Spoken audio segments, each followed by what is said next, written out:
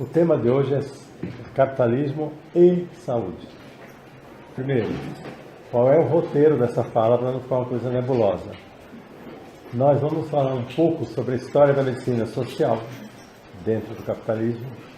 Depois, a gente vai se socorrer de Engels, que é uma espécie de pioneiro na saúde pública, na medicina social. Aí nós vamos mergulhar um pouco nele. Ele é de meados do século XIX, 1845, esse livro, e fazer algumas perguntas a esse texto, no sentido de ver se as condições desumanas que a classe trabalhadora vivia naquele período foram superadas ou têm perspectiva de ser superadas. A gente vai pegar alguns conceitos dele, de crime social, assassinato social, guerra social e saúde, curiosamente. E depois a gente vai discutir alguns enigmas, como colocar assim, algumas questões da medicina moderna dentro do capitalismo, que é o fato da medicina, na opinião de alguns, estar em decadência. A clínica morrendo, a clínica médica, o exame médico morrendo, a sociedade se medicalizando como nunca, e a medicina cada dia mais baseada na ciência ruim, na ciência fatiada, na bad science, na ciência recortada, interesseira. Cada dia mais a medicina afunda nisso. E também uma medicina cada dia mais tóxica, cada dia mais invasiva, cada dia mais desumana, se quiser. Essa é a terceira parte. Então são três partes. A história, um pouco da história, para situar. Depois um cidadão que eu considero o pai da medicina social, que é Engels. E depois a gente discute essa crise da medicina contemporânea. Certo? Quais são os esclarecimentos? Primeiro, eu quero que vocês preparem questões. Porque aqui não é uma fala, não é um monólogo. Então, a fala vai ter um sentido muito mais de mexer com algumas ideias que vocês têm. Eu vou abrir dizendo qual é a minha perspectiva, de qual perspectiva que eu me coloco quando eu vou analisar um problema. Isso é uma coisa que o professor devia sempre fazer para saber, inclusive para o aluno desistir dele. Porque às vezes o aluno diz, não, é muito conservador, ou então é muito radical, não vem mais. Mas eu acho que todo professor devia colocar essa RG, eu vou tentar colocar no início, para que alguns queiram mais ou queiram menos. Também eu tenho que definir capitalismo, porque saúde é fácil, mas capitalismo eu tenho que fazer uma rápida definição, e o que eu ia dizer de minha apresentação política ou metodológica, como vocês acharem, é o seguinte, olha, todas as coisas que eu vou falar aqui, todo o olhar que eu tiver para um projeto, para um processo como a medicina, a saúde, ele parte da perspectiva da classe oprimida, ou das pessoas oprimidas, sempre. Se você pensar Brumadinho, tem mais do que isso. Se você pensar Brumadinho, morreram centenas, e ficaram centenas de pessoas queridas, sobreviveram. Se você olhar Brumadinho, você tem duas maneiras de olhar. Você pode olhar como um acidente, e aí tem toda uma fraseologia, que era o dia de morrer, que Deus quis, uma série de coisas que não entram no meu painel. E tem outras pessoas que acham que foi um crime. Não foi acidente, foi crime. Claro que eu me coloco nessa segunda linhagem. Só que tem mais.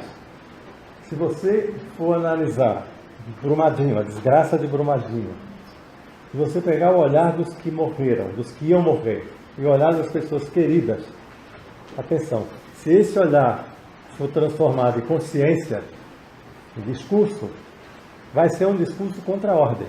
Tem jeito de não ser. Entendeu? Então é nessa perspectiva que eu me coloco, das milhares de vítimas, como Brumadinho e todos, que se tivessem a capacidade de articular o grito de horror, ou o trágico que foi, a desgraça que foi morrer assim, engolindo lama, às centenas, se a gente pudesse dar voz, articular esse discurso, dar consciência a esse grito de horror, automaticamente isso ia ser um discurso contra a ordem social. Tem jeito. Então é nessa perspectiva que eu me coloco. Não tem a menor chance de eu agradar os conservadores. A outra coisa é o conceito de capitalismo. Capitalismo tem mil maneiras de descrever. A gente não entra na linha de Weber, uma linha idealista.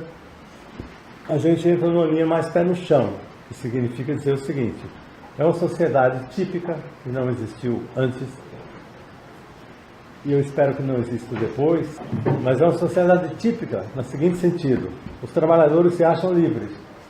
O escravo não se achava, nem o servo, que era refém da terra.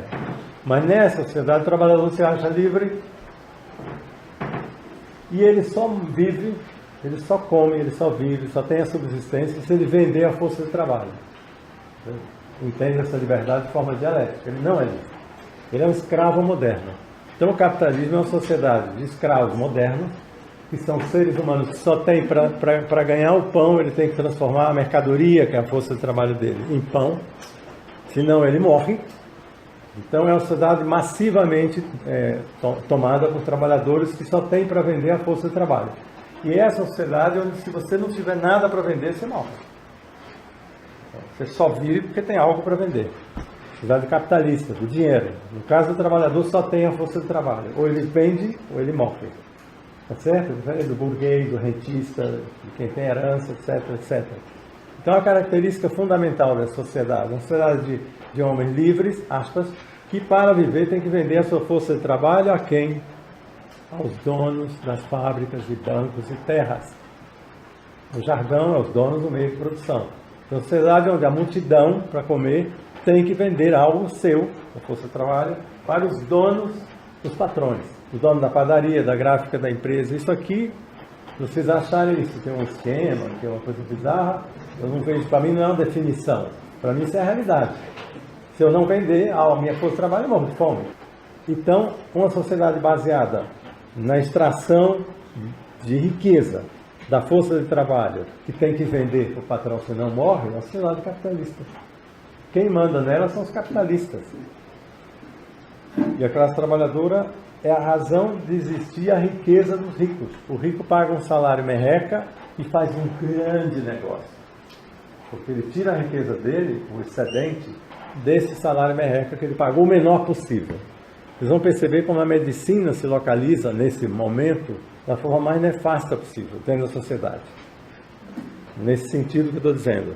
Quanto menor for o salário, quanto mais horas de trabalho, quanto maior o ritmo de trabalho, mais o patrão ganha. E o médico vai entrar aí para garantir isso. Sim, senhor. Mas isso é assunto da terceira parte. Então, definida a sociedade capitalista, definida a perspectiva na qual eu vou fazer qualquer análise, aí tem a questão importante agora de a gente se colocar um pouco na história. A pergunta seria a seguinte: a medicina como ela é, a gente já conhece. A medicina nasceu no fim do século XVIII. O Foucault analisa aquelas coisas lá dele, é no fim do século XVIII em Paris. Então a medicina, a clínica médica surge ali. No início do século XIX, que é a era industrial, começa a ganhar força na Europa, a era industrial, menos na Alemanha, mas já começa um pouco. Naquele momento vai surgir a tal medicina, no sentido que não é o médico da corte, tá certo? Do barão que ficava lá no palácio. Agora não. Então o médico aparece na cena pública. Essa origem da medicina eu quero fazer um rápido esboço, sem muito tempo, para tentar mostrar a seguinte sequência. E se ela não for demonstrável, vocês me critiquem depois e preparem perguntas, que o debate é o que mais me interessa. A seguinte sequência, que a medicina emerge, ela surge como massa de médicos, não mais aqueles da corte, para cumprir uma determinada tarefa política. Política, eu falei. E, paulatinamente, a medicina vai sendo tutelada pelo Estado e finalmente vira, no nosso século, um grande negócio. E aí passa a ser uma das esferas de acumulação do capital, a medicina. Mas ela não nasceu assim. E no que ela nasceu, ela nasce num determinado momento da história que eu queria muito esforço de vocês para viajarem para aquele momento, que não é igual ao que a gente conhece de cidades, de povos, de tudo mais. Era bem, é uma Europa rural, tá certo? Estava saindo de ser rural. Tinha algumas cidades antigas, claro, Paris é antigo, mas não industriais. Então a Europa está saindo de uma sociedade semi-feudal, com cidades não industriais, e a indústria está emergindo. Para que a indústria se instalasse, o sistema capitalista expulsou o camponês do campo. Todo mundo já conhece, acho que conhece bastante, que na Inglaterra, que é o país onde nasceu o capitalismo, os camponeses eram expulsos das terras para que se criasse carneiro, e começa as pequenas fabriquetas, ou artesãos, a construir tecidos, a primeira grande indústria têxtil. E nesse emergir, que vai ser na virada do século XVIII para o XIX, 1800, 1700, da Revolução Francesa em diante, essas fábricas vão se instalar e vai se estabelecer uma situação social bem determinada, bem singular, que é o que Engels vai tratar nesse livro, a situação da classe trabalhadora na Inglaterra, que vocês devem conhecer. Então, naquele momento, o que vai acontecer? A forma como a burguesia emergente, os donos de tear, de vapor, de fábricas, de vapor vem depois, esses donos de meios de produção, eles começam a trazer o operário e tratar como animal. Entendeu? Colocar 16 horas de trabalho, 14, mulher, criança, em condições insalubres, que ele vai descrever aqui, em condições terrivelmente tóxicas, desumanas, e eles morrem, vida média de 30, 40 anos. Eles morrem como moscas e alguns sobrevivem. Enquanto dura a vida deles, começa a acumulação do capital do dono da empresa. Então vai havendo mais ricos e uma massa operária, e vão surgindo núcleos industriais bem importantes na Inglaterra. Manchester, Liverpool, Nottingham, e assim vai. Então são grandes centros industriais que têm o posto, e a Inglaterra vira o que a China é hoje, a oficina do planeta. Tudo se vende de lá, tudo que é industrial, e ela compra, vende. Naquela situação, a condição social, a salubridade, as condições de trabalho da classe operária são terríveis. Na segunda parte a gente vai pegar isso, mas o que me queria chamar a atenção é o seguinte: começam a haver pragas. As pessoas moram muitos no mesmo lugar, em subterrâneo, em casas horríveis, e o urbanismo, a urbanização, vai se dando a partir do capital. Não existe um plano prévio para Londres, para Liverpool, para Manchester. Não existe um plano prévio. Simplesmente monta uma fábrica, o operário vem, trabalha o mais perto que puder, daí a pouco o mais perto é longe, e daí a pouco você tem aquela loucura, com muita poluição, falta de água, esgoto não existia, muita doença, e eles trabalhando e levantando a indústria inglesa. Tudo bem. Então onde é que a medicina entra aí? Primeiro, não entra. A burguesia está numa fase que ela pode moer gente. Ela é uma máquina de moer gente. Então ela ainda não está preocupada. E tem muito operário vindo do campo, tangido do campo, arrancado da subsistência. Lá ele tinha um ganso, uma terra, aqui ele não tem nada, só tem a força de trabalho. Nessa condição, a burguesia não está nem aí para direitos trabalhistas, e se ele adoece, se morre, se a tuberculose mata mais ou mata menos, não está nem aí. Só que vai acontecer uma situação, daí há muito pouco tempo, algumas décadas, que se chama concorrência entre Inglaterra, França depois com a Alemanha, uma concorrência dos grandes monopólios que vão surgindo no fim do século, a concorrência entre a burguesia e ela, na condição de que as multidões já estão se acumulando e aglomerando nas cidades, ela quer garantir que diante da concorrência, diante da sua própria capacidade de produção, ela esteja melhor que o concorrente. Então, nesse momento, vão surgir situações onde o médico vai haver o que a gente chama de mazela social. Então, vão haver, a questão social emerge. Não existia cidades com uma questão social gritante ainda. Tirando as pestes da Idade Média, você vai ver são cidades que dão um descalabro. Então, emerge a questão social, junto com a Revolução Industrial, e vem uma situação onde a própria burguesia quer extrair mais lucro, mais acumulação do capital, e surge nessa época um debate no meio. Não existia o médico ainda como grande categoria, grande corporação, mas existia uma tendência da burguesia de extrair mais lucro. Vai haver um problema para a burguesia, que a questão social, a questão industrial, surge junto com rebeliões operárias. Então, desde que se conhece, assim como na história do povo negro, que é bastante encoberta, existiu resistência operária, como existiu resistência negra sempre. Então, a resistência operária começa a sabotar a máquina, trabalhar devagar, depois bloquear uma estrada, bloquear uma fábrica, fazer corpo mole, fora várias formas de resistência. E as pragas também. Estão começando a eclodir pragas que perturbam a vida burguesa. Lembre que a burguesia não era como aqui, que ela mora no Lago Sul. Se tiver uma praga na Ceilândia, ela não está nem aí. A cidade emergiu de qualquer jeito. Então, a praga poderia chegar até ela. Nessa condição, os primeiros movimentos sociais, que são operários, esses movimentos operários exigem menos horas de trabalho, alguma proteção, começa a haver exigência. Então a burguesia, se deixasse por conta dela, ela faria o que está querendo fazer hoje no nosso país. Arrancar todos os direitos trabalhistas e em vários países do mundo também. Voltar até o osso, voltar à era industrial. Então a era industrial surge com a burguesia indo até o osso. Não tem ainda movimento social, não tem direito social, não tem medicina. Qual é a questão, qual é o primeiro motivo para a burguesia querer recrutar médicos? Certo? Naquele nível que era a medicina. Primeiro grande motivo é que ela começa a ter essas rebeliões, claro, pressionando, mas ela quer fazer alguma coisa em termos de proteção das pragas e ela trata de organizar um setor médico para uma missão que ela não vai declarar. A missão não declarada é a seguinte: vocês têm que corrigir as mazelas que estão surgindo nessa sociedade, que é o lumpen, o vagabundo, a doença, a praga, a miséria, a doença também na fábrica que tira operários da produção. Ele contratou e perde, contratou e perde.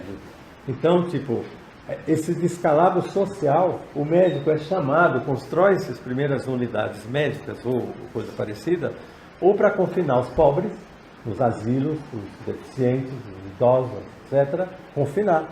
Ou então para entrar em campo e conter a mazela social criada pela acumulação do capital sem atrapalhar a acumulação do capital. Então a missão é uma utopia reacionária. Mas a medicina nasce com essa missão. Os médicos são recrutados para fazer um trabalho de parar as pragas, de fazer o trabalhador ficar na linha de montagem. Então a primeira missão do médico, nesses casos, que é o médico de fábrica, é o médico de cidade em alguns casos, a missão é garantir que o operário tenha o melhor ritmo e fique o máximo de tempo possível na fábrica e não fique muito tempo fora. Então é remediar. Então a medicina nasce medicalizando o problema social, remediando e tentando cumprir um papel kamikaze, suicida. Porque seria, o médico vai conter os males do sistema capitalista que são inerentes ao sistema, sem atingir o sistema capitalista. Então é uma coisa maluca.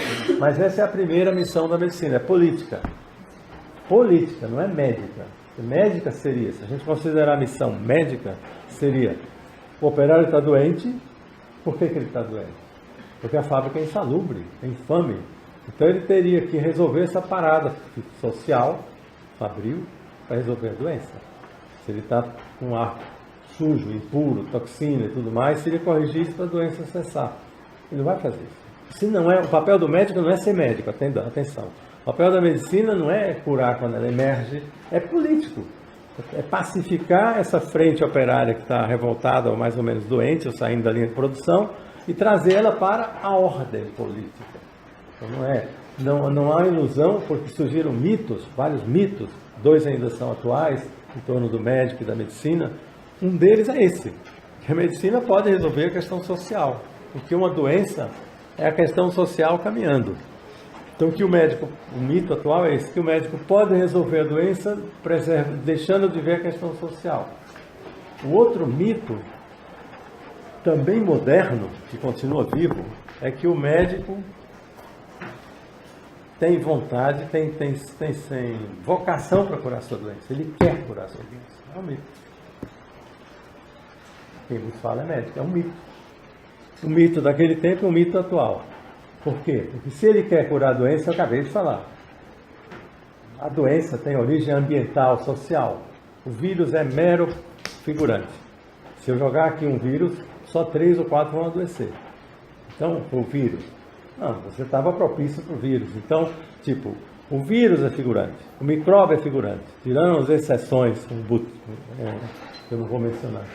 Então, nesse caso, a função que se acredita que o médico emergiu, que o médico se constituiu como sendo: eu vou aumentar a sua longevidade, melhorar a sua qualidade de vida e garantir a sua saúde, não. Você é médico da doença. Desde que nasceu a profissão, são médicos da doença. E, na verdade, é uma ficção também. Porque eu acabei de dizer que se você quer corrigir uma asma, você não vai então dar apenas o remédio da asma. Você tem que descobrir qual é a origem dessa asma, ou dessa tosse, ou do raio que parta. É preciso discutir por que ela surgiu. Porque apagar um sintoma não é curar a doença. Então, voltando à história, vai acontecer. Os médicos são contratados para a fábrica ou extra-fábrica com o papel, eu dizia assim, de corrigir males que estão sendo engendrados pelo sistema capitalista. Então, sem mexer no sistema capitalista, sem questionar, entendeu essa equação? Ocorre, com o passar de poucos anos, o proletariado se rebela mesmo. Então, no início do século XIX, já em 1920, 19, 23, 27, na França, na Bélgica, na Inglaterra também, começam a emergir rebeliões proletárias. Os operários entram em cena, são massacrados frequentemente, mas não deixam de entrar em cena em pelotões, em vários países, então cria um conflito. E a Alemanha, a curiosidade é que a medicina social vai surgir na Alemanha. Por que na Alemanha? Por que não em outro país? Né? Curiosidade é que na Alemanha, essas rebeliões sociais estão ocorrendo por cá.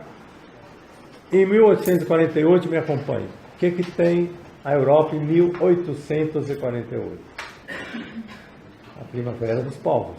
Então são as primeiras, depois da Revolução Francesa, a primeira onda de revoluções burguesas vem agora em 1848, que é o período que 3 anos antes tinha sido escrito esse livro. Então, pipocam rebeliões populares de massas em Berlim, todas as capitais europeias, quase todas as capitais europeias, dirigidas pela burguesia, pela nova classe média, que tinha fábrica, que tinha essas coisas. Então eles dirigem e o povo vai atrás. A intenção deles, dessa direção burguesa, era limitada, era fazer uma república, era se colocar no poder político. Mas a intenção das massas que entram nas revoluções é uma república social. Então todos têm motivação de mudar a vida, não dá para ver assim. Então eles entram na revolução como uma espécie de força-tarefa que quer mudar a direção social, direitos sociais. E a burguesia não quer. Mas ela vive disso, ela vive de espoliar a classe trabalhadora. Então essa rebelião vai ser derrotada porque a própria burguesia massacra o proletariado. Em Paris, em Berlim, em todo lugar. Quando ela vê a classe operária em armas, a possibilidade que eles queiram virar a mesa, isso vai ocorrer no século XX, eles metralham, mandam o exército metralhar. Essa derrota se expressa na medicina no seguinte sentido. Poucos anos antes, de 44, 42, 38, 39, surgiram pensadores sociais e médicos, que ainda não é a medicina social, essa vai surgir na Alemanha, e médicos que levantam o tema de que é necessário que a saúde seja resolvida pela água, esgoto, etc., que seja resolvida no social. Então surge Engels, e surge Saint-Simon, que pede água, esgoto. Eles começam a sacar que a doença não vem do nada. Eles veem como a população vive. Essa geração vai se frustrar, não Engels, ele vai continuar lutando até o fim da vida, mas esses pensadores sociais que dizem que a questão de saúde é social, eles vão ser golpeados pela revolução derrotada, certo? Mas aí emerge um outro pensador na Alemanha, porque a Alemanha, eis aí a questão, é um país tardio. A Alemanha só se unifica como nação depois dessa galera França e Inglaterra. Quando a Alemanha vai se unir, ela está fustigada pela concorrência com os monopólios ingleses e franceses, certo? Chegou tarde e tem que mostrar serviço. E a classe operária é pujante. Então, na Alemanha vão eclodir movimentos grevistas muito mais possantes do que no início do século, e a burguesia, que já é imperialista, tem excedente para fazer concessão. A burguesia, diante do movimento operário, ela admite algumas concessões. E no marco dessas lutas surge Virchow, que esse sim é o pai da medicina social moderna, uma espécie de pai, segundo pai, porque ele é influenciado por Engels. Ele leu Engels, e ele também é alemão, e ele é cientista. Então, o pensamento da medicina social começa a sair, em primeiro lugar, desse pioneiro, mas ele não é médico. Em segundo lugar, na Alemanha, quando o gigantesco movimento operário toma conta do cenário, e aí surge um médico pensador, mas vejam a sequência que vai ser. Esse médico, cientista, que é Virchow, que vai surgir aí sim como médico que pensa a medicina como uma questão social. Qual vai ser o caminho? A pergunta é essa. Se esse cabeça da medicina social, é o primeiro que formula, de forma muito profunda, eu vou ler depois trechos do pensamento dele. Esse pensador, que vai até o fim da concepção de que a doença é engendrada pelas condições sociais, ponto, não põe mosquito no meio, entendeu? Ele acha que o mosquito e o micróbio vêm das condições sociais, da imundícia, da sujeira, da falta d'água, então não tem mediação. A mediação não importa para ele. Importa que as pessoas tenham água, comida, onde morar, mobilidade urbana, saúde e salário. Então a questão para ele é essa. Qual vai ser o percurso desse grande criador da medicina social? Queda livre. Ele não vai ter perspectiva e a medicina social basicamente vai ser enterrada pela burguesia.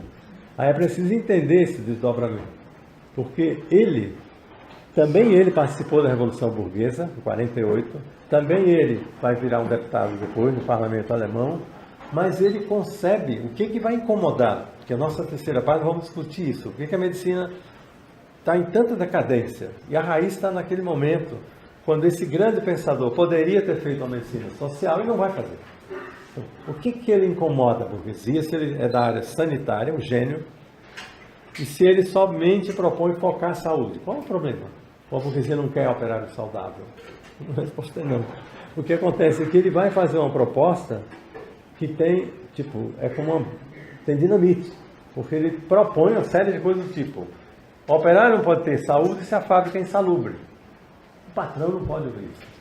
Ele quer uma medicina que mude o bairro, que mude a fábrica, que mude o que, começa a formular teorias, admitir conceitos.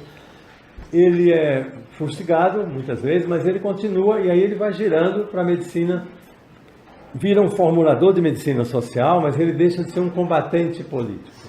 Ele funda um partido progressista, etc., mas ele se perde e o material que ele criou, em termos de concepção de medicina, só deixa a invejar a Engels, que é o nosso segundo tópico. Esse livro tem as opiniões dele, que são claramente incômodas para que a medicina passasse a ser um setor em confluência, em sincronia com o pensamento burguês. Não pode ser.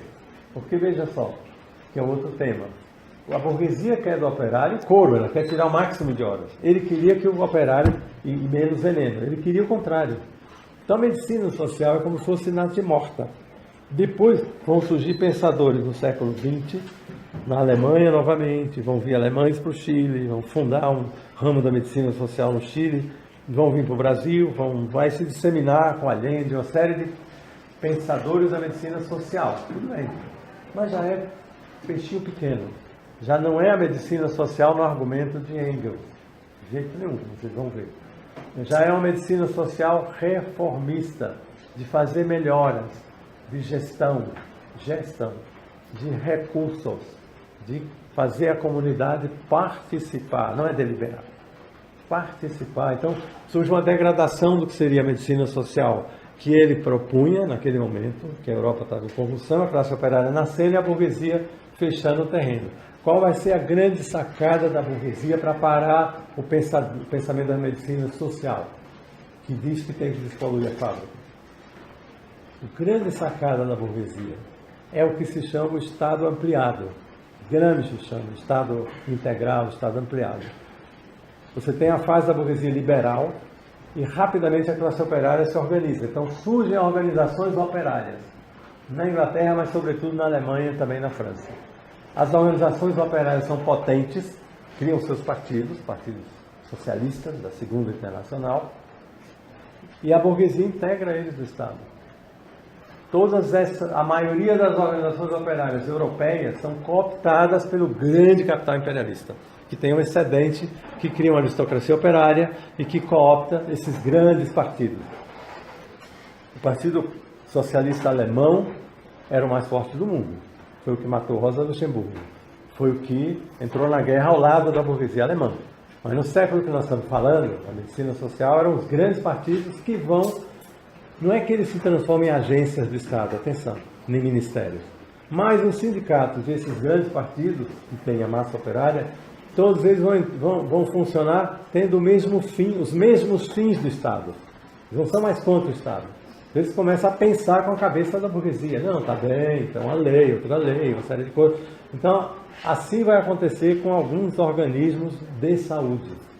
Então, a burguesia vai também criar organismos de saúde, ou admitir que os sindicatos façam isso, e vai acontecer na medicina, antes da medicina ser social, vem a tutela do Estado. Então, a história é trágica. Porque primeiro surge o brado o clamor, que é esse clamor que eu vou ler aqui em seguida, o clamor que isso é desumano e que isso gera doença, a produção capitalista. Depois vem a formulação de um médico, que é o Virchow, e se levanta e diz: a medicina é social, não é? E diz: o médico tem que fazer política, tem que ir para as trincheiras, lutar por mudança social. Ele não fala reforma. Então, depois vem esse clamor e esse médico que elabora. Mas aí o Estado, deixando de ser liberal, está construindo o que Gramsci chama de hegemonia, de coação e coerção. Ele está criando áreas, o Estado burguês está trazendo para si setores que ele coopta, e um deles é a saúde. Então, aquilo que seria a medicina social vai se transformar em quê? Sanitarismo, caridade, série de coisas que são tutela da população. Você é obrigado a se vacinar, você é obrigado a não ter aborto, você é obrigado a pôr flúor na água. Começa a ter mecanismo do Estado, arroga-se para si, certo? A tutela da saúde pública. Isso não é medicina social. É o Estado agindo sobre o seu corpo, dizendo que você tem que tomar flúor, que é veneno, que você não pode abortar quando você quer, o corpo é seu. Então o Estado assume funções da medicina, que ele pode chamar de social se quiser, mas é que na verdade é o Estado tutelando o corpo alheio e as grandes multidões, obrigando a fazer o que quiser, em nome da saúde pública, da proteção. Em nome da proteção. Isso é o finados da preocupação da medicina social. É o top, é o requiem. Acabou. Agora o Estado diz o que é. O movimento sindical está atrelado. Toda a segunda internacional se atrelou ao Estado burguês. Toda. Rosa, não. Então todo aquele grande monte de partidos operários passam a pensar na perspectiva de preservar o Estado burguês. E junto com isso a medicina entra como uma espécie de zona do Estado que vai cuidar da saúde coletiva. Mas veja que saúde coletiva, tipo, mandar colocar flúor na água, por exemplo, que eu acho satânico. Isso não é exatamente fazer a prevenção em massa das doenças, não é? Flúor, esse veneno. Então, obrigar a população a consumir isso, aquilo, ou deixar de consumir, ou não poder abortar, é muito mais o Estado regulando você e multidões inteiras do que quebrando a questão que está por trás da maioria de todas as doenças, quase, que é a questão social. Você adoece porque não tem mobilidade urbana, porque mora no raio que parta, porque acorda cedo, e pelas razões que eu vou passar a ler agora. Aí, eu diria, existiu um flash no século que o proletariado emerge bem combativo, mas esse flash, que foi o sonho da medicina social, ele vai ser sublimado para outra coisa. Só que quem melhor captou a natureza social da doença foi Engels, curiosamente.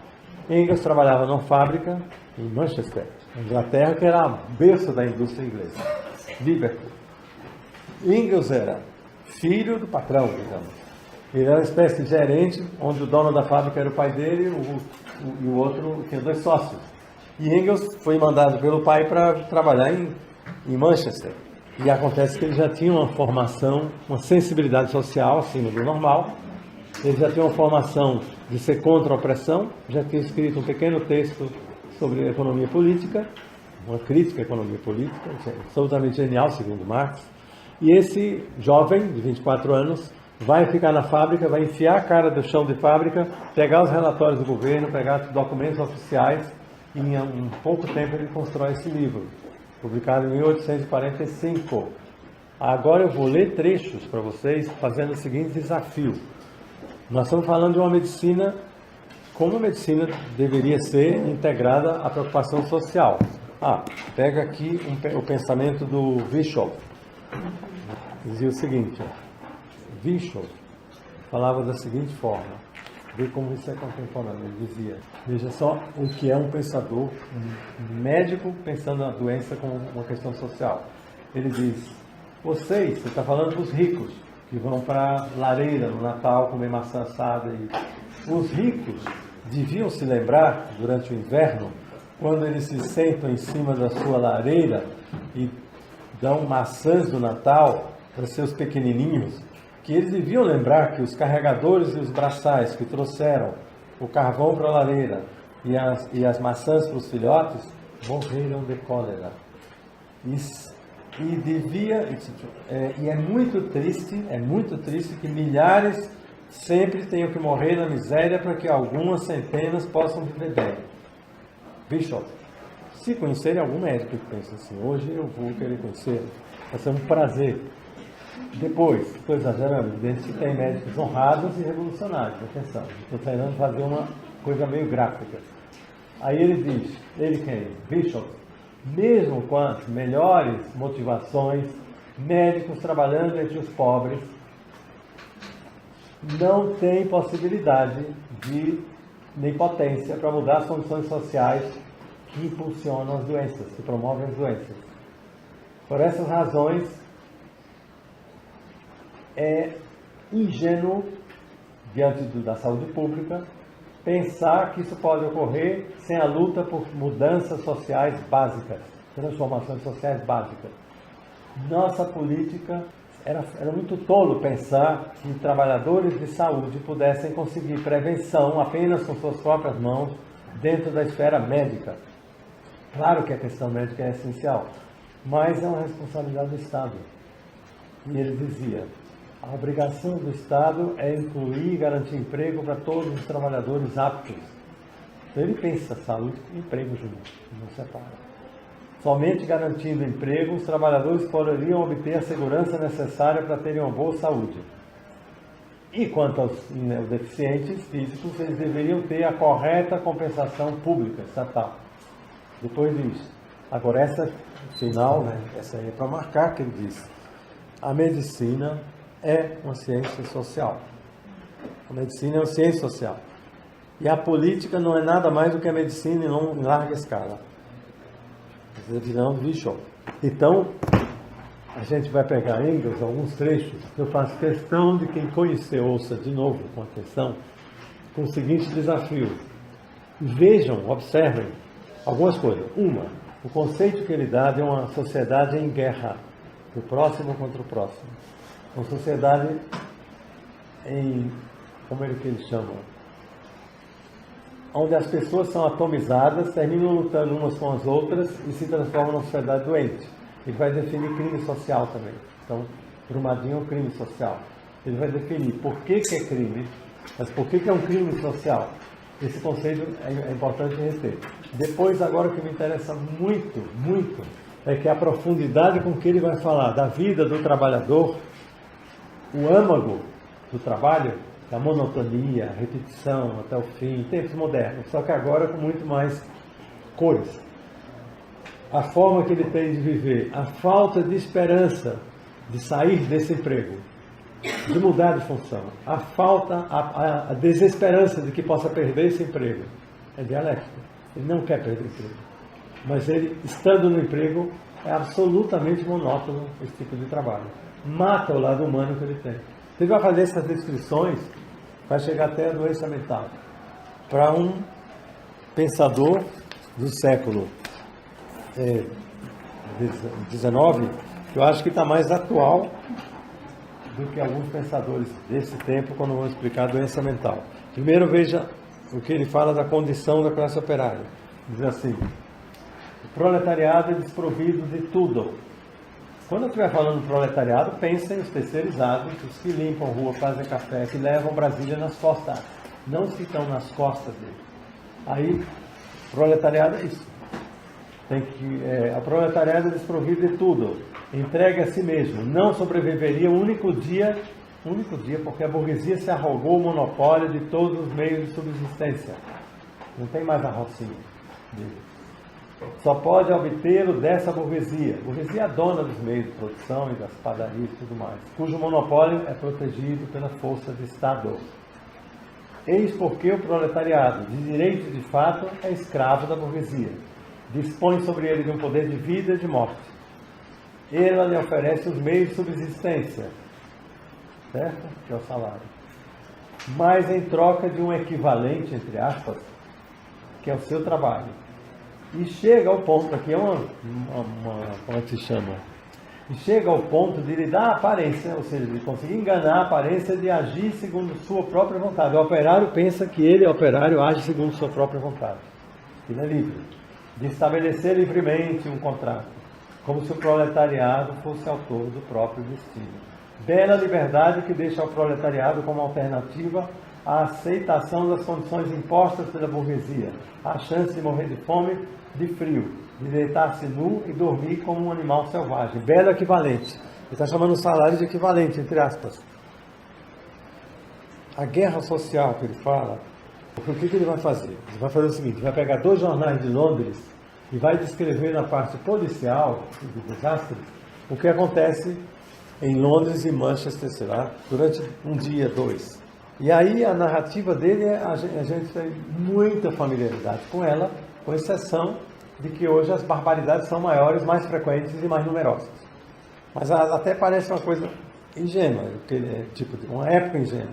Ele fala assim, peguei os vários jornais ingleses, jornais que eu tenho ao alcance da mão, não vou ler tudo não, que dá notícia dos últimos 3 dias. Numa fábrica, lutando por aumento de salários, operários interromperam o trabalho, foram obrigados a retomá-lo pela intervenção do juiz de paz. Então o juiz está a serviço do Estado. É bom lembrar, a medicina também. Em Stafford, alguns rapazes cometeram roubos. Um comerciante falido tentou enganar seus credores. É quase uma primeira infância do crime moderno. As notícias sobre os arredores são mais detalhadas. 2 roubos, arrombamento, um suicídio, um furto, 2 roubos, uma fraude tributária, um furto, cada cidade. Uma paralisação do trabalho, um furto, uma rixa entre irlandeses, um chapeleiro maltratado, um filho que agrediu a própria mãe, várias rixas, ele vai. A lista, daí ele faz análise. Diz assim, fatos análogos encontram-se em todos os jornais da Inglaterra. Nesse país, aí é a definição dele. Vejam vocês o quanto é moderno, não é. Nesse país, a guerra social é declarada. Cada um se defende e luta individualmente contra todos. Quanto a saber se os outros, seus inimigos declarados, devem ser golpeados ou não, isso depende de um cálculo egoísta, para determinar o que lhe é mais vantajoso, em particular. Ninguém pensa em acertar de maneira pacífica as coisas com o próximo. Todos os conflitos são objeto de ameaça. Justiça com as próprias mãos ou tribunais. Em suma, cada um vê em seu próximo um inimigo que é preciso tirar da frente, ou quando muito, um instrumento a ser explorado para seus próprios fins. E essa guerra, como provas estatísticas da criminalidade, torna-se cada dia mais violenta, mais aguda, mais implacável. Os inimigos gradativamente dividem-se em 2 campos, que se enfrentam, de um lado a burguesia, do outro o proletariado, e essa guerra de todos contra todos e do proletariado contra a burguesia não deve surpreender ninguém, porque é apenas a efetivação do princípio imanente à livre concorrência. Ele vai denunciando até o final as características da sociedade, como ele diz, que moldam, que terminam se refletindo na insegurança das pessoas, e aí o cálculo egoísta, aí a briga um contra o outro, até que consegue-se chegar a identificar o patrão como o inimigo, como o Deus ex machina, assim, como a base que engendra toda essa desgraceira, na medida em que essas pessoas têm que viver do salário. O problema todo é esse, é uma relação, e eu quero pegar a parte que mais ele vai falar. Então, veja só, 1845, que a alimentação está por trás da doença. É uma coisa que hoje nem a medicina aceita muitas vezes. A alimentação, o salário. Depois a mortalidade infantil, que eu não vou ler para não cansar. A mortalidade infantil, ele vai fazer o que os sanitaristas e epidemiologistas não costumam fazer. O que é? O que o epidemiologista fala quando vai falar de mortalidade infantil e tudo mais, sobre vida, expectativa de vida, o que eles fazem? Ele mata isso. A mortalidade infantil no Brasil é tanto. Errado. Porque a mortalidade infantil no Lago Sul é uma, em Guariroba é outra. Então você não pode falar mortalidade infantil de Brasília nem do Brasil. E todo epidemiologista fala isso. Entendeu? Todo sanitarista fala isso. E Engels mata isso na raiz. Ele falou, a gente não precisa nem de Engels. Robinson Crusoe, Daniel Defoe, século XVIII, 1700 e qualquer coisa. Certo? Ainda não tinha sociedade industrial, certo? Olha a definição do grande sanitarista, epidemiologista e médico Robinson Crusoe. O que Robinson Crusoe fala? Ele diz assim, eu acho ele genial, a definição dele é absurdamente atual. Não sei se vou achar a citação, está aqui. Está em espanhol. Em 1719, um britânico, acho que ele era britânico, ele escreve Robinson Crusoe. E lá pelas tantas ele está meditando, ele fala o seguinte, veja se isso está muito claro para os epidemiologistas. Fala assim, eu observo, eu me dou conta que existem dois estratos da humanidade, os de cima e os de baixo. Tem os do meio. Aí agora vem a palavra dele, Cícero, que os de cima não padeciam de tantas desordens do corpo e da alma, como a não ser que eles levassem uma vida cheia de vícios, luxos e extravagâncias. Então está ligando a doença de rico a isso. E depois vai para o pobre. E tem aqueles que, pelo outro lado, sofriam pelo trabalho excessivo, necessidade ou falta ou insuficiência de alimentos, e daí adoeciam pelas consequências naturais do tipo de vida que levavam. Robinson Crusoe, da Foy, 1719. Então, tipo, o que você vai achar em Engels é uma explicação mais em cima da classe operária, portanto, do mundo moderno, mas que vai nessa direção. A medicina social que vai ser enterrada vai ser substituída por uma medicina antissocial, se quiser colocar assim, que ignora isso. Portanto, que quando ela fala mortalidade infantil, ela não consegue fatiar, discriminar. Mortalidade infantil aonde? Nas camadas pobres? Na profissão dos carroceiros terceirizados da ONB? É isso? Porque aí nós estamos falando de coisa concreta. Então, se da FOI já tem esse site, que nível que fica os nossos funcionários de saúde que colocam estatísticas sem discriminar classe social e que entendem que doença não tem classe? Tem. Não quer dizer que essa pressão alta é só de rico ou de pobre. Ninguém falou isso. Mas procura, o que era uma tese que eu desenvolvi aqui, é que morre-se mais rápido, morre-se de forma mais cedo, de forma mais desamparada, de forma mais desreguardada, o pobre do que o burguês desamparado. Então, porque isso não é um tema mais para a medicina? Não é. Isso é neutralizado. Peguemos Engels ainda uma última chamada, que eu tinha falado do trabalho monótono. Como é que ele pega isso? Bem legal. Aí ele cita um cara que teve a percepção, com a qual ele concorda, ao descrever o seguinte: as intemperanças, os excessos e a imprevidência em face do futuro são os principais defeitos da população operária. Não é Engels falando. Mas é fácil compreender que tais maus hábitos resultam do sistema moderno, do qual derivam inevitavelmente quase. Todos reconhecem que a má digestão, a hipocondria, a fraqueza geral são males que afetam largamente as pessoas dessa classe. Depois de 12 horas de um trabalho monótono, é muito natural que se procure um estimulante qualquer. E aí vai falar do álcool na pobreza. Então veja que a visão não é criminalizando, nem... Entendeu? Ele está tentando inserir no social. Isso é que se chama transformar a medicina numa questão social, companheiro. Só isso. Ele, Engels, falando. Que regime social é esse que não pode existir sem tão vergonhosa tirania? Está falando da tirania da fábrica, que é o lugar onde a ditadura existe, qualquer que seja o regime político do país. No chão de fábrica reina a tirania absoluta, sempre. Ele diz, que regime é esse que não pode existir sem uma tão vergonhosa tirania? Se o fim justifica os meios, tem-se o direito de concluir que, sendo os meios tão horríveis, o fim é igualmente horrível. Quem foi soldado sabe bem o que significa estar subordinado, que é o caso do operário na fábrica, mesmo por um breve período, à disciplina militar. Mas os operários estão condenados da infância à morte, a viver sob o chicote físico e espiritual. Sua escravidão é pior que a dos negros da América, porque vigiados ainda mais severamente. E ainda se pretende que vivam como homens, que nutram pensamentos, sentimentos humanos. E ainda se pretende que vivam como homens. Na verdade, só é possível viver como homens e ter sentimentos humanos se alimentarem o ódio mais ardente contra seus opressores, contra uma ordem social que lhes impõe uma situação que os degrada ao nível de máquinas. Eu não vou achar a citação, mas ele dizia... Ele entrava na função do operário na fábrica e na psique. Ele se coloca numa posição mais ou menos assim, do operário. Cara, eu tenho que trabalhar como escravo, vir madrugada de casa, pega a condução horrível, lá não sei se tem nem condição, trabalhar 16 horas, 15 ou 14, não importa. Tenho que desejar não perder esse emprego, mas eu perco toda vez que tem crise, toda vez que tem problema aí, a fábrica vai à falência. E ao mesmo tempo... existe um senhor da vida e da morte sobre mim, que é o patrão, e o capataz costuma ser piorado, o patrão piorado. Então, viver como animal assim. E aí ele vai descrevendo os movimentos que o operário faz. Ficar batendo num parafuso, puxando um tear assim, o dia inteiro. Vocês lembram do Chaplin? Não é piada. Então ele ficar fazendo movimentos mecânicos que ele nem pode pensar em outra coisa, não pode. E também isso não é pensamento. Isso é um movimento mecânico, embrutecedor. Então ele vai descrevendo, é impressionante, ele vai dizer então como que o suicídio começa a acontecer na classe operária, a ser um fenômeno moderno, como que a depressão começa a ser um fenômeno moderno. E aí eu digo, a medicina vem e medicaliza a subjetividade humana.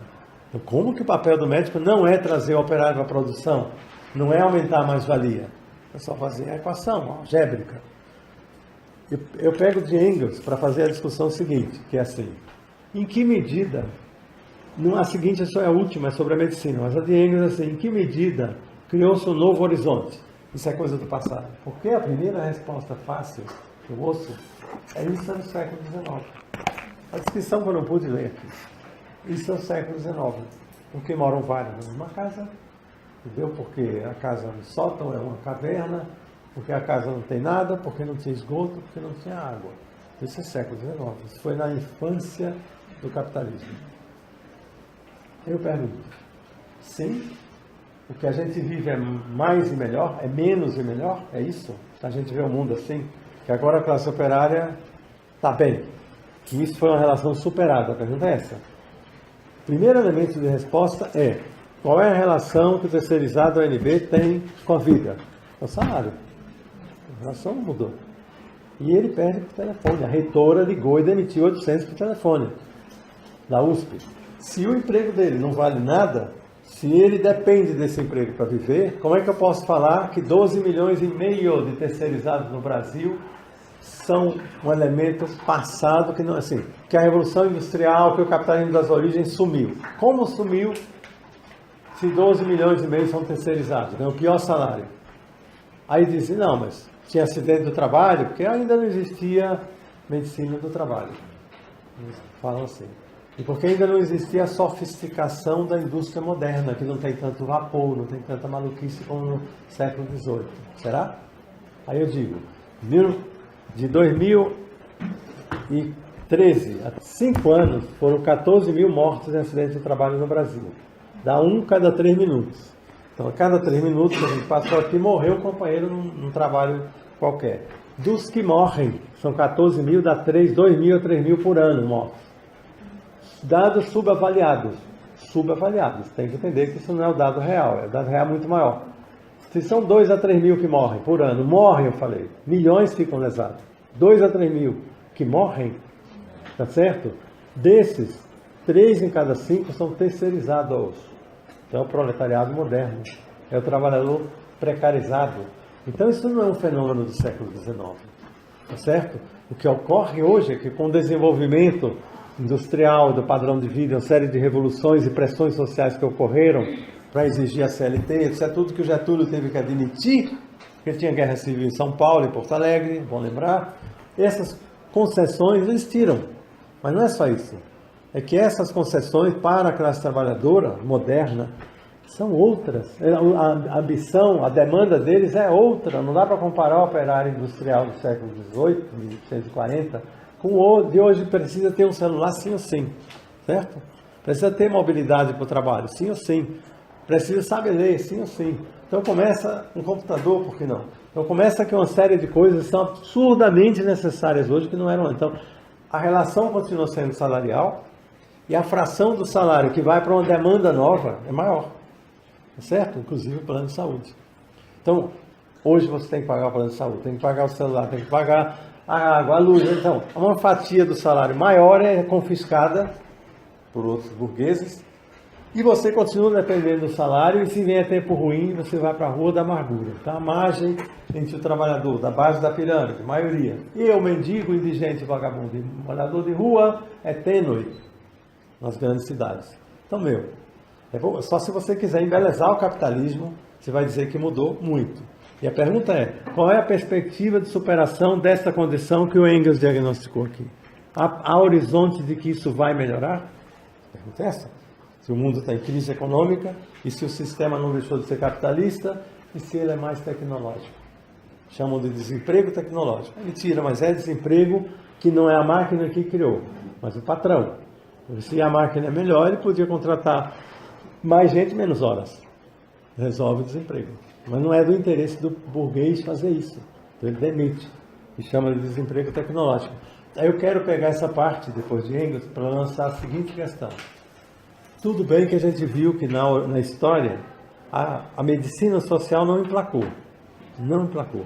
Emplacou assistente social, sanitarismo, uma série de coisas que são úteis, mas é o Estado tomando para si algumas funções, claro, tutelando e aproveitando essa condição para tutelar, eu insisto nessa tese, porque não é ingênuo, que eu sempre digo, o sanitarismo é neutro, entendeu? Não caiamos nessa. O Ministério da Saúde é neutro, não é verdade. Sim. Neutro tem que respeitar o corpo da mulher para começo de conversa. Por que o Estado tem que interferir no corpo da mulher? Qual é a lógica do Ministério da Saúde dizer que você não pode abortar? Alguém me diga. Qual é a lógica do Ministério da Saúde botar veneno na água do Brasil e dizer que você é obrigado a tomar? Tem lógica. Então é o Estado, em nome de te proteger, te envenena. Porque, 6 prêmios Nobel já demonstraram que o flúor é veneno. Tireoidite, câncer de tireoide. A relação é velha, velhaca já. De que o flúor é cancerígeno. Sim ou sim. Não tem discussão mais. A razão de colocar flúor na água é política. Não é médica, é política. Pesquisem depois, de forma independente, vocês vão descobrir o veneno é um tóxico, o flúor é um tóxico, anti-tireoidiano, no começo de conversa. Ele substitui o iodo naquela iodinização e entra no lugar e não faz o mesmo papel. A tireoide anda para trás, tireoidite. Por causa do flúor da água. Então, não é ingênuo que o Estado passou a ter um papel cada vez mais médico. Não é verdade. Por exemplo, o Estado ele impõe aqui na rádio, com força de polícia. Me desminta se tiver algum médico aqui, me desminta depois. Você só pode fazer para o seu câncer quimio e rádio. Por que força de polícia? Porque se o médico não fizer, ele é acusado de negligência médica. E tal. E aquele livro ele diz que a eficiência é 3%, 2,5%. Então, por que eu não posso escolher qual é o tratamento para o câncer? Se tiver fundamento científico, eu posso trazer fundamento científico. O Estado interferiu, a medicina que era para ser social, no sentido de desmantelar as raízes sociais da doença, entendeu? Estender água, esgoto, criar salário, condições de vida, de transporte, mobilidade urbana. O Estado que teria esse papel no combate à doença, ele passa a tutelar o que ele chama de saúde pública, do jeito que ele quer, de forma ditatorial, bonapartista. Não há discussão nenhuma se você tem que vacinar, se você quer escolher, não pode escolher. Vai tomar quantas vacinas o Estado decidir. Então, nem os trabalhadores de saúde podem discutir democraticamente se alguém pode escolher que não, se o tiozão pode escolher que não, não pode. Então, isso por um lado. Agora a pergunta-chave é a seguinte: se é certo que a saúde, que a medicina social não andou bem das pernas, perdeu sua localização, que ela pretendeu ter e não tem, como evoluiu a medicina? Como evoluiu a medicina? A medicina, essa que vocês conhecem, comum, do médico comum, da corporação médica, como evoluiu? Essa é a pergunta. Porque nós estamos falando aqui de capitalismo e saúde, certo? Medicina e capitalismo. Na verdade, não é capitalismo e medicina. É a medicina do capitalismo. Nunca entendam diferente, por favor. Não é a medicina no capitalismo. Porque aí parece que a medicina vem de algum lugar, que eu não sei qual é, e aí vai funcionar no capitalismo. Não, ela não vem.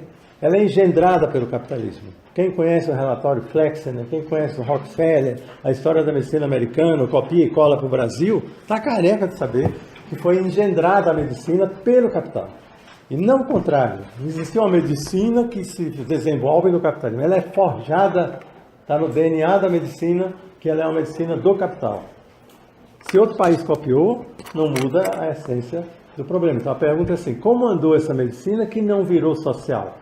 Que foi cooptada para uma função política, que é corrigir as mazelas sociais do capitalismo, medicalizando-as, sem discutir a origem do problema. Nunca. O médico não quer saber se a sua tosse é porque você está trabalhando no xerox, no subterrâneo, ou se sua bursite é porque você trabalha dirigindo um ônibus 24 horas com uma marcha pesado, não sei o quê, se sua hemorroida é porque você está 8 horas por dia no ônibus, que é desumano, ficar 8 horas sentado no motor quente. Se suas varizes é por você, entendeu? Não é tema médico. Quer dizer, então a medicina não é tema dos médicos, se a gente for bem direto, bem ofensivo. Medicina não interessa ao médico. Porque ou vocês acham que basta dar uma entidade nosológica, cunhar um nome, pressão alta, e aí como o médico deu um antihipertensivo, ele está sendo médico? Não creio. Ou vocês acham que a pressão alta é fruto da falta do antihipertensivo? Alguém cai nessa cilada? Eu tenho pressão alta porque eu não tenho um antihipertensivo. Não. E por que ele vai dar um remédio químico que atinge outros sistemas, inclusive impotência no homem, e ele não faz um acordo? O senhor quer? Em troca de sua pressão estabilizar, o senhor vai ficar impotente. Não fala isso. Então a vida do cara não interessa. Interessa um fantasma, um ente chamado, nosológico, chamado hipertensão e a química lá. E a hipertensão a gente sabe que não que se corrige de outra forma. Entendeu? Aí eu dizia, como evoluiu essa medicina? Tem duas partes dessa resposta, que é a parte final da nossa discussão, antes do debate. Duas partes. Uma, no início, a ela se atribuía um papel político. Eu vou tentar colocar isso de uma forma mais abstrata, se for possível vocês aceitarem. Que é assim, como assim político? Aí eu digo, na fábrica é o lugar onde se produz a riqueza do patrão, a mais-valia, o excedente, as horas gratuitas que o patrão extrai. Certo? Quem me acompanha? O papel do médico é garantir que isso aconteça na fábrica. Eu já trabalhei em fábrica em São Paulo, na VDO, na Vulcan. Fui demitido rapidamente, por causa da quantidade atestada. Então era 2 meses em uma, 3 em outra. Eu já sabia que ia ser demitido. Então o meu papel não era refrescar, facilitar a vida do operário. Era trazer para a linha de montagem o quanto antes. Então eu digo, o primeiro papel é garantir a acumulação do capital. O médico está na fábrica para garantir que a acumulação do capital ocorra sem ruído, sem que o operário atrapalhe, que ele dê o couro para que isso aconteça. Você diz, como o médico faz isso? Já falei, medicalizando. O que era um problema social e do ambiente fabril, que gerou a doença. Movimento repetitivo, bursite, LER, não interessa. Você tem LER anti-inflamatório. Então, e o seguinte papel que o médico continua fazendo na sociedade, fora da fábrica, qual é? Novamente promover a acumulação do capital. Por quê? Porque os meios de trabalho do médico são feitos pela indústria.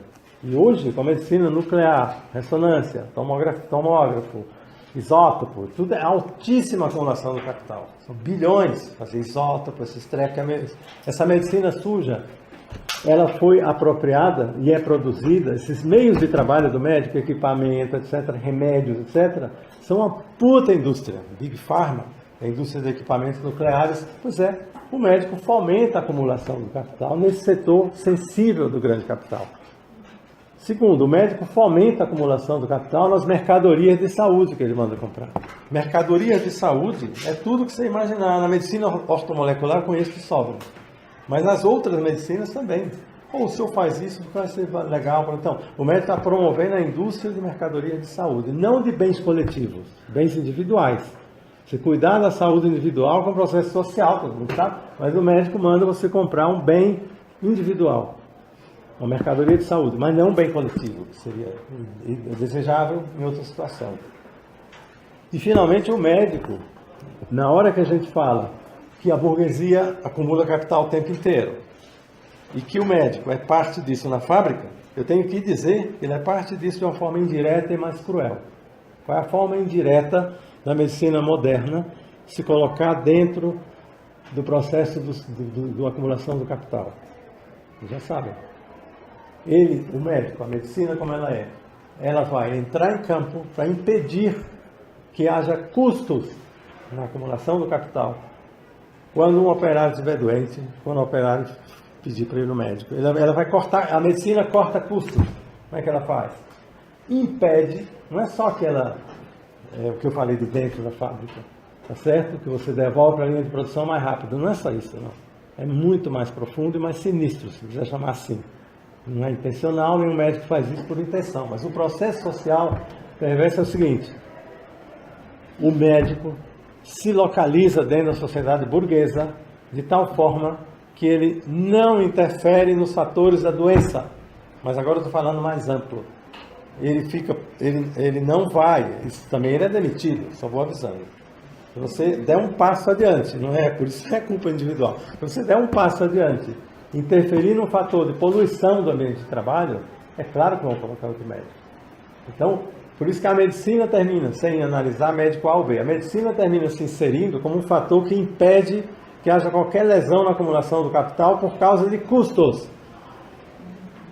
Entendeu? Tipo, tem um pântano no bairro que é produzido por uma fábrica, mas os médicos não vão denunciar. De jeito nenhum. Porque se for um pelotão de médicos ou o que for, a burguesia joga pesado. Então o papel da medicina é se enquadrar, não disse que ela é feita para isso, ela se enquadra, se localiza como um ator de acumulação do capital alheio, acumulação direta do capital e impedir que haja qualquer arranhão de custos extra que a medicina reivindicaria, se fosse medicina. Não pode fazer isso, sua fábrica tem calor demais, não pode.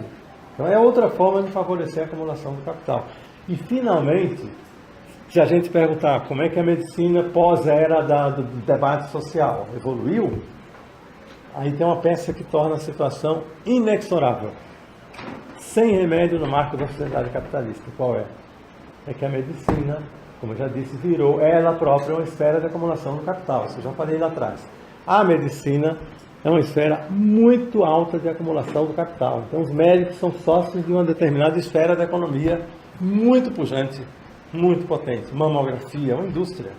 Mamografia está sendo condenada por bons cientistas lá fora, como causadora de câncer. Tem livros e livros dizendo que a mamografia engendra câncer. O Ministério da Saúde não vai levar isso a sério, mas o fato é, como que vão atacar o nosso Ministério, nossos médicos, vão atacar essa indústria, certo? Se ela é uma parte da indústria médica de acumulação do capital, como assim? Que não é mais medicina isso. Aí eu volto à questão que foi uma pergunta feita no início. Por que a medicina, entendam bem isso por favor, por que a medicina, que é tida pelo leigo como uma área da ciência, tem o prestígio de ser uma área da ciência dura, ela se apoia cada dia mais na bad science, na ciência fake, na ciência parcial recortada, como eu falei lá atrás. Por que a medicina se apoia cada dia mais na ciência ruim, bichada, no conflito de interesse? Porque ela é uma esfera da acumulação do capital, cara. Eu vou dar 2 exemplos. Os médicos do Brasil, pelo menos, no Brasil, continuam receitando simvastatina, pravastatina, medicamentos para baixar o colesterol à força da química. Viu? Os melhores médicos do mundo, que estão à margem do sistema, como era de se esperar, já sabem que colesterol não é para baixar. Colesterol não se baixa. Colesterol, moleque, precursor de hormônios esteroidais, precursor da vitamina D3, precursor da bile. Sem colesterol não fabricam uma boa bile. E por que os médicos aqui vivem passando remédio caríssimo para baixar o colesterol? Bad science, o nome disso. Ciência podre. Dou outro exemplo. Os médicos brasileiros continuam fazendo reposição hormonal de estrogênio para mulher na menopausa. É cancerígeno. O estrogênio, a dominância estrogênica explica o câncer de mama e de próstata. Então, se a dominância estrogênica não é benéfica, isso não estou falando por palpite, por que os médicos continuam, os endocrinologistas, repondo estrogênio na menopausa? Passou um tempo sem e voltou. E a pílula, por que ela não é de progesterona? A pílula de estrogênio foi condenada. Dá coagulação, câncer de mama, ovário policístico, pílula de anticoncepcional, já foi criminalizada pela boa ciência.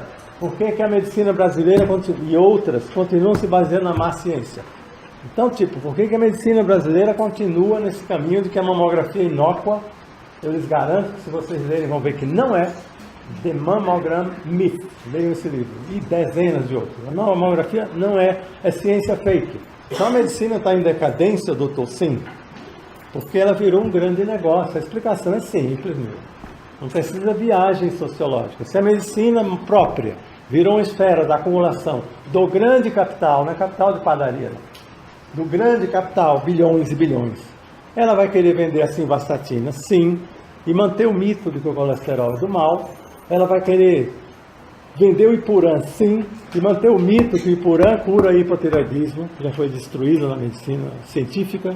Ipurã não cura, quem cura é a tireoide dessecada, tem o T3 e o T4. Ipurã não cura hipotireoidismo, Sintroid também não.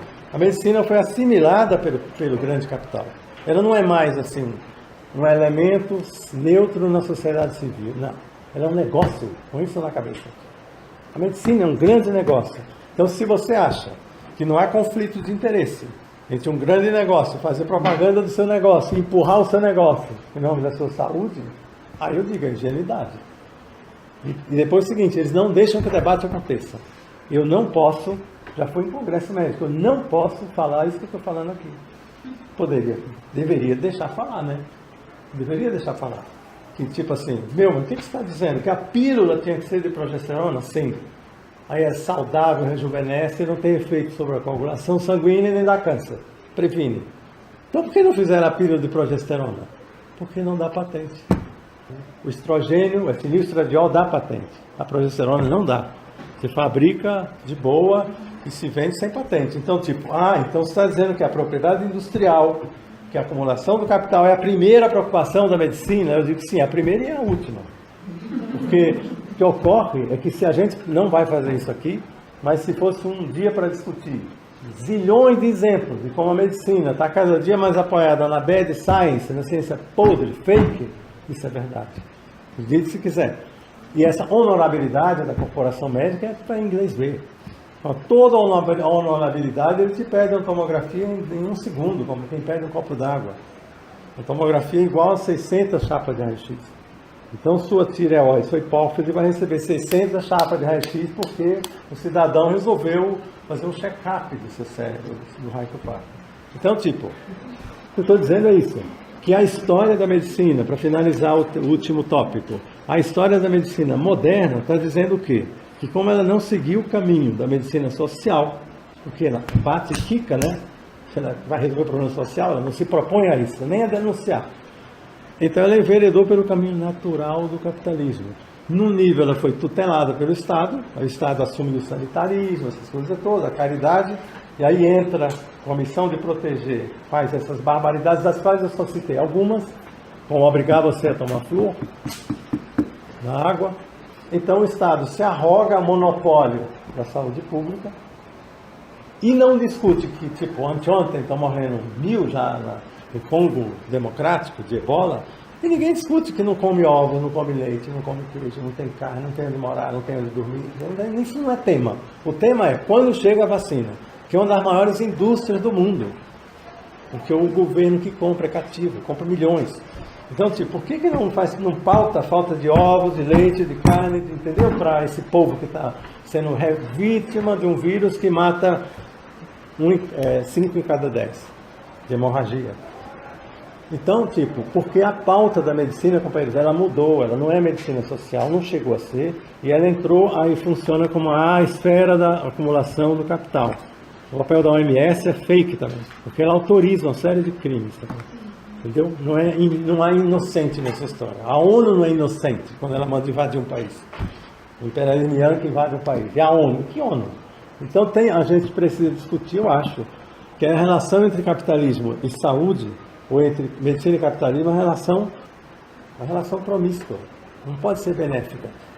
E aí eu termino dizendo o seguinte, que só que alguns autores que analisam isso, como é o caso do Navarro, do Sinski, eles terminam num beco sem saída, porque, como eles dizem, uma revolução não é iminente, então tem que ter uma saída na medicina, mas não tem. Eu não disse que a revolução é iminente, só disse que não tem saída na medicina.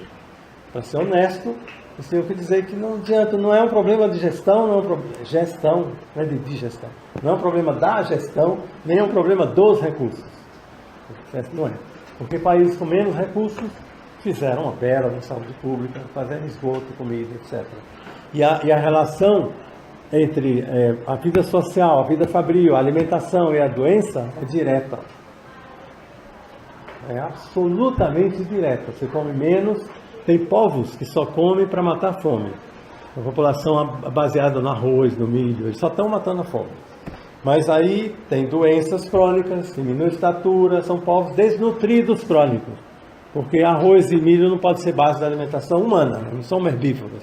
Então, tipo, por que essa discussão da alimentação e a saúde, a alimentação e a doença não é o cavalo de batalha da medicina? Por que a prevenção não é o cavalo de batalha da medicina? Por que a medicina não vira uma questão social? Porque a medicina, companheiro, já foi cooptada completamente, parte da esfera de acumulação do capital. Ele não lhe pede uma tomografia porque você necessita de tomografia. Uma vez seria uma exceção, que é um exame perigoso. Então, por que ele sempre pede? Por que ele não toca em você? Por que a clínica está morrendo? Quem não tem experiência de que o médico não olha para você, ele está ali. Um dia alguém aqui foi numa dermatologista, ela estava ali teclando, não olhou direito, etc. Aí depois passou o corticoide e tchau. Corticoide, Você pode ser um charlatão, que você vai ser bem sucedido. Basta passar corticoide para todo problema de pele ou de olho. Porque ele mata em 24 horas, suprime a suprarrenal, você fica fidelizado ao infeliz, você acha que você melhorou, tá certo? Ele não curou, ele tampou o sintoma, a medicina do sintoma rígido, tampou o sintoma com remédio brutal e que vai dar sequelas de cortisolemia, hipercortisolemia, atrofia da suprarrenal, uma série de coisas que vão acontecer, o desmame, que é perigoso, etc. Não fala nada disso. Volte na segunda, tome até lá, você vai voltar feliz e fidelizado. Então a questão é essa, por que a clínica está morrendo? Porque ela foi substituída pela medicina capitalista, pela medicina como esfera de acumulação do capital. Você tem que pedir exame, você tem que ser produtivo, e aí toda a medicina virou isso, companheiro. Não é assim, que a medicina de fábrica, ela quer devolver o operário para a fábrica, mas a medicina ali, do conjunto nacional, não, mentira. Toda a medicina é medicina do trabalho, toda, na opinião do Polanyi. Porque toda ela pretende regular o trabalhador com o trabalho. Não é só na fábrica, é pior, só isso. Mas toda a medicina não vai lhe dar atestado que você precisa, nada disso. Uma medicina para regular as relações do trabalho. Então aquele papel policial do século XIX continua, só que acrescido de que o Estado é o sócio maior da medicina, por isso que ele impõe químio e rádio, é força de polícia. Se você disser, tem um câncer e quero tratar com fosfetanolamina, melão de São Caetano, ou com ipê roxo, não pode. Você diz, não, mas eu li na literatura, na Itália tem um artigo mostrando que uma planta chamada Artemisia chinesa, ela é bem eficaz. Tudo bem, você não vai usar, porque na literatura, primeiro ele tampa a sua boca, não existe, existe. E segundo, se você chegar a um acordo, ele não pode fazer. Nem que você diga, mas é meu corpo, eu quero fazer, eu não quero eu quero fazer essa experiência. Eu quero usar fósforo, não pode. Aí eles mentem, fazendo uma experiência fake, quando me chegaram 70 prontuários mostrando resultados bem importantes com fósforo. Não todo mundo, porque tem gente muito já que estava nas últimas. Como assim que você não pode fazer uso de uma substância que tem base científica? Fosfetanolamina? Tem. Se quiser um debate à parte, tem. Não para o CRM. O CRM tem força de polícia. O Conselho Federal de Medicina é um órgão do Estado capitalista. Ele não é neutro nem desligado. Entendeu? Ele me chama se eu não tratar você com químio e rádio para fazer um processo. Mas se eu tratar com outra coisa, ele chama também. Chama se eu não tratar com químio e chama se eu tratar com fosfetanolamina. Em qualquer hipótese, é o Estado policial controlando a medicina. Então a medicina, agora é tutelada, é uma esfera da acumulação do capital e o médico não virou um médico com preocupação social. É isso que eu tinha para dizer, não pode ter preocupação social. O problema social está excluído na hora do diagnóstico e do tratamento. Ele não entra. A causa da sua asma, da sua pressão, não entra. Por isso que a clínica morreu. Você rotula com hipertensão, pede 30 exames, volta e dá o antihipertensivo. Nem precisava do médico. Um software faz isso. É só isso.